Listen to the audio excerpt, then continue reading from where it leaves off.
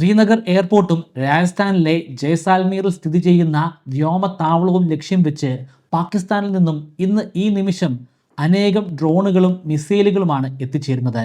എന്നാൽ അവയ്ക്കൊന്നും ലക്ഷ്യം കണ്ടെത്താൻ സാധിക്കുന്നില്ല. അവയെല്ലാം പരാജയപ്പെട്ടു പോവുകയാണ്. അവയെല്ലാം പരാജയപ്പെടുത്തുന്നത് ഇന്ത്യയുടെ മിസൈൽ ഡിഫൻസ് സിസ്റ്റമായിട്ടുള്ള S-400 അല്ലെങ്കിൽ ഇന്ത്യയുടെ സ്വന്തം സുദർശന ചക്രമാണ്. റഷ്യൻ മെയ്ഡായിട്ടുള്ള ഈ ഒരു S-400ൻ്റെ പ്രത്യേകത എന്തൊക്കെയാണ്? ഇത് എങ്ങനെയാണ് കൃത്യമായിട്ട് ആ മിസൈലുകളെയും ഡ്രോണുകളെയും ജെറ്റുകളെയും ഒക്കെ നിലം പതിപ്പിക്കുന്നത്? നമുക്കതിൻ്റെ പ്രവർത്തനം ഒന്ന് പരിശോധിച്ച് നോക്കാം. റഷ്യൻ മെയ്ഡായ S-400 ട്രയംഫ് അനേകം കമ്പോണൻറ്റുകൾ കൊണ്ട് സൃഷ്ടിക്കപ്പെട്ടിട്ടുള്ള ഒരു വലിയ ശൃംഖലയാണ്. ആ ശൃംഖലയിലെ അതിൻ്റെ കണ്ണ് എന്ന് വിശേഷിപ്പിക്കാൻ സാധിക്കുന്ന അതിൻ്റെ ഏറ്റവും പ്രധാനപ്പെട്ട ഘടന അതിൻ്റെ റഡാർ സംവിധാനമാണ്. നൂതനമായിട്ടുള്ള അനവധി റഡാറുകളാണ് ഇവിടെ ഉപയോഗിക്കുന്നത്. ഒന്നല്ല, ഒന്നിലധികം റഡാറുകൾ. ഈ റഡാറുകൾ എല്ലാ സമയവും ആകാശം സ്കാൻ ചെയ്തുകൊണ്ട് തന്നെ ഇരിക്കും. ഏത് സമയത്താണോ ശത്രുവിൻ്റെ ഒരു മിസൈൽ അല്ലെങ്കിൽ ഒരു ഫൈറ്റർ ജെറ്റ് അതുമല്ലെങ്കിൽ ഒരു ഡ്രോൺ കടന്നു വരുന്നത്, ആ സമയം ഇതിന് കൃത്യമായിട്ട് തന്നെ അതിനെ ഡിക്റ്റേറ്റ് ചെയ്യാൻ സാധിക്കും. അടുത്ത ഘട്ടം ഇതല്ല ചെയ്യുന്നത്. അടുത്ത ഘട്ടം ചെയ്യേണ്ടത് നമ്മുടെ മിസൈൽ ലോഞ്ചറുകളാണ്. തൊട്ടടുത്ത് തന്നെ പല പൊസിഷനുകളിലായിട്ട് മിസൈൽ ലോഞ്ചറുകൾ ഉണ്ടായിരിക്കും. ആദ്യം ഇതിനെ ഡിറ്റക്റ്റ് ചെയ്യുന്ന ആ സമയം തന്നെ ഇത് എത്രമാത്രം വേഗതയിലാണ് സഞ്ചരിക്കുന്നതെന്ന് മനസ്സിലാക്കണം. ഇത് ഭൂമിയുടെ പ്രതലത്തിൽ നിന്നും എത്രമാത്രം ഉയരത്തിലാണെന്ന് മനസ്സിലാക്കണം. അത് ഏത് ഡയറക്ഷനിലേക്കാണ് പോകുന്നതെന്ന് മനസ്സിലാക്കണം. നിമിഷ നേരങ്ങൾ കൊണ്ട് ഇത്രയും കാര്യങ്ങൾ മനസ്സിലാക്കിയതിന് ശേഷം അതിന് അനുയോജ്യമായിട്ടുള്ള മിസൈൽ ലോഞ്ചർ ഏതാണെന്ന് മനസ്സിലാക്കുക എന്നതാണ്. ഒരുപാട് ലോഞ്ചറുകൾ പല പൊസിഷനുകളിലായിട്ട് അറേഞ്ച് ചെയ്ത് വെച്ചിട്ടുണ്ട്. അതിൽ നിന്ന് ബെസ്റ്റായിട്ടുള്ള ലോഞ്ചറിനെ തിരഞ്ഞെടുക്കും. ആ ലോഞ്ചറിൽ തന്നെ അനവധി വ്യത്യസ്തമായിട്ടുള്ള മിസൈലുകളുണ്ട്. ലോങ് റേഞ്ചിലുള്ള മിസൈലുകൾ, മിഡ് റേഞ്ചിലുള്ള മിസൈലുകൾ, ഏറ്റവും അടുത്തുള്ളവയെ നശിപ്പിക്കാനുള്ള ഷോർട്ട് റേഞ്ച് മിസൈലുകൾ. അതിലേതാണ് ഏറ്റവും ഉത്തമമെന്ന് മനസ്സിലാക്കും. അതിനുശേഷമാണ് അതിനെ പ്രവർത്തിപ്പിക്കാൻ അനുവദിക്കുക. ആ മിസൈലിനെ ലോഞ്ച് ചെയ്യുന്നതോടുകൂടി കാര്യങ്ങളൊന്നും അവസാനിക്കുന്നില്ല. ഇനിയാണ് പ്രധാനപ്പെട്ട സ്റ്റേജ്. കൃത്യമായിട്ട് സഞ്ചരിച്ചു കൊണ്ടിരിക്കുന്ന ആ ഡ്രോണിനെ അല്ലെങ്കിൽ ആ മിസൈലിനെ പോയി ഇത് കൂട്ടി ഇടിക്കണം. കൃത്യമായിട്ട് തന്നെ ഇടിക്കണമെങ്കിൽ ആ മിസൈലിനെ ഗൈഡ് ചെയ്യാൻ സാധിക്കുന്ന തരത്തിലുള്ള റഡാർ സംവിധാനം അല്ലെങ്കിൽ സെൻസർ സംവിധാനം ആ മിസൈലിനുണ്ടായിരിക്കണം. ഇവിടെ ഉപയോഗിക്കുന്ന സകല മിസൈലുകൾക്കും അത്തരത്തിലുള്ള ഗൈഡിംഗ് സിസ്റ്റം ഉണ്ട്. ആ ഗൈഡിംഗ് സിസ്റ്റത്തിൻ്റെ സഹായത്താൽ കൃത്യമായിട്ട് ശത്രുവിൻ്റെ ഡ്രോൺ, ജെറ്റ് അതുമല്ലെങ്കിൽ മിസൈലിൽ പോയി ഇത് പതിക്കുന്നു. അതോടുകൂടി അവ അന്തരീക്ഷത്തിൽ വെച്ച് തന്നെ കത്തി ചാമ്പലാവുകയാണ് ചെയ്യുന്നത്. ഇന്ത്യ ഇപ്പോൾ നിലവിൽ ചെയ്തുകൊണ്ടിരിക്കുന്നത് ഇതേ കാര്യങ്ങളാണ്. ഞാനിപ്പോൾ ഏതാനും മിനിറ്റുകൾ കൊണ്ട് പറഞ്ഞ കാര്യം യഥാർത്ഥത്തിൽ സെക്കൻഡുകൾക്കുള്ളിലാണ് നടക്കുന്നത്. അതുകൊണ്ട് തന്നെ അതിശക്തമായ വേഗതയിൽ പ്രവർത്തിക്കുന്ന മിസൈലുകൾ ഇവിടെ ഉപയോഗിക്കണം. ശബ്ദത്തിൻ്റെ വേഗതയേക്കാൾ 14 ഇരട്ടി വേഗതയിൽ സഞ്ചരിക്കുന്ന മിസൈലുകളാണ് ഈ സിസ്റ്റത്തിൽ നമ്മൾ ഉപയോഗിക്കുന്നത്. പലസ്തീൻ ഇസ്രയേലിനെ ആക്രമിച്ചതുപോലെ ഒന്നിലധികം മിസൈലുകൾ ഒരേ സമയത്ത് ഒരേ സ്ഥലത്തേക്ക് തന്നെ അയക്കുകയാണെങ്കിലോ ഈ ഒരു സിസ്റ്റം പരാജയപ്പെട്ടു പോകുമോ?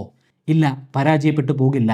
ഒരേ സമയം ഇതിന് 100-ലധികം മിസൈലുകളെ ട്രാക്ക് ചെയ്യാൻ സാധിക്കുന്നതാണ്. 100-ലധികം മിസൈലുകളെ ട്രാക്ക് ചെയ്യാൻ സാധിക്കും. പക്ഷേ ആ 100 എണ്ണത്തിനെയും നമുക്ക് തകർക്കാൻ സാധിക്കുന്നതല്ല. പക്ഷേ ഒരേ സമയം തന്നെ 6 മുതൽ 12 വരെയുള്ള മിസൈലുകളെ അല്ലെങ്കിൽ ഡ്രോണുകളെ ഇതിന് നശിപ്പിക്കാൻ സാധിക്കുന്നതാണ്. അതായത് ഒരു 12 എണ്ണം നമ്മുടെ ഒരേ ഒരു സിറ്റിയിലേക്ക് പതിക്കാനായിട്ട് ശ്രമിക്കുകയാണെങ്കിൽ ആ 12 എണ്ണത്തെയും നിമിഷ നേരം കൊണ്ട് നമ്മുടെ ഈ ഒരു സിസ്റ്റത്തിന് നശിപ്പിക്കാൻ സാധിക്കുന്നതാണ്. അത് കൃത്യമായിട്ടുള്ളൊരു കണക്കല്ല, പക്ഷേ ഏറ്റവും കുറഞ്ഞത് 6 എണ്ണത്തെയെങ്കിലും നശിപ്പിക്കാൻ നമ്മളെ കൊണ്ട് സാധിക്കും. ഇതിൻ്റെ ദൂരപരിധി 400 കിലോമീറ്റർ ആണ്. അതായത് 400 കിലോമീറ്റർ അകലിൽ നിന്ന് വരുന്ന ഒരു മിസൈലിനെ പോലും ഇതിന് ഡിക്റ്റേറ്റ് ചെയ്യാൻ സാധിക്കും. 300 കിലോമീറ്ററിന് അടുത്തേക്ക് എത്തിച്ചേരുമ്പോൾ മാത്രം നമുക്ക് ലോങ് റേഞ്ചിൽ പ്രവർത്തിക്കുന്ന ഒരു മിസൈലിനെ അവിടേക്ക് പായിക്കാൻ സാധിക്കും. അതിനു പുറമെ ഭൂമിയുടെ പ്രതലത്തിൽ നിന്നും 30 കിലോമീറ്റർ ഉയരത്തിൽ വരെയുള്ള ഡ്രോണുകളെയും ഇതിന് നശിപ്പിക്കാൻ സാധിക്കുന്നതാണ്. S-400നെ മറ്റുള്ള സമാന രീതിയിൽ പ്രവർത്തിക്കുന്ന ആൻറ്റി മിസൈൽ ഡിഫൻസ് സിസ്റ്റവുമായിട്ട് നമുക്കൊന്ന് താരതമ്യപ്പെടുത്തി നോക്കാം. അമേരിക്കൻ നിർമ്മിതമായിട്ടുള്ള താഡ്, പാട്രിയോട്ട് എന്ന പേരിൽ അറിയപ്പെടുന്ന 2 ഡിഫൻസ് സിസ്റ്റംസ് ഉണ്ട്. അതിനു പുറമെ ചൈനയുടെ HQ-9 ഉണ്ട്. പാകിസ്ഥാൻ ഇപ്പോൾ പ്രവർത്തിച്ചു കൊണ്ടിരിക്കുന്നത് HQ-9 ആണ്. പക്ഷേ ഇതുവരെ അതൊരു വലിയ പരാജയമായിട്ടാണ് മാറിയിരിക്കുന്നത്. ഈ 4 ആൻറ്റി മിസൈൽ ഡിഫൻസ് സിസ്റ്റവുമായിട്ട് താരതമ്യപ്പെടുത്തി നോക്കുകയാണെങ്കിൽ തീർച്ചയായിട്ടും S-400 ട്രയംഫ് ആണ് ഏറ്റവും മുന്നിൽ നിൽക്കുന്നത്. മാക് 5 വേഗതയ്ക്ക് മുകളിൽ സഞ്ചരിക്കുന്ന ഹൈപ്പർസോണിക് മിസൈലുകളെ പോലും വകവരുത്താൻ ഇതിന് സാധിക്കും. പെട്ടെന്ന് തന്നെ നമുക്ക് ഒരു സ്ഥലത്തു നിന്നും മറ്റൊരു സ്ഥലത്തേക്ക് കൊണ്ടുപോകാനും കഴിയും. 8x8 വീൽസ് ഉള്ള വെഹിക്കിൾ ഉപയോഗിച്ചിട്ടാണ് ഇതിനെ നമുക്ക് ട്രാൻസ്മിറ്റ് ചെയ്യാൻ സാധിക്കുന്നത്. ഓരോ S-400 ബാറ്ററിയിലും 8 ലോഞ്ചറുകളുണ്ട്.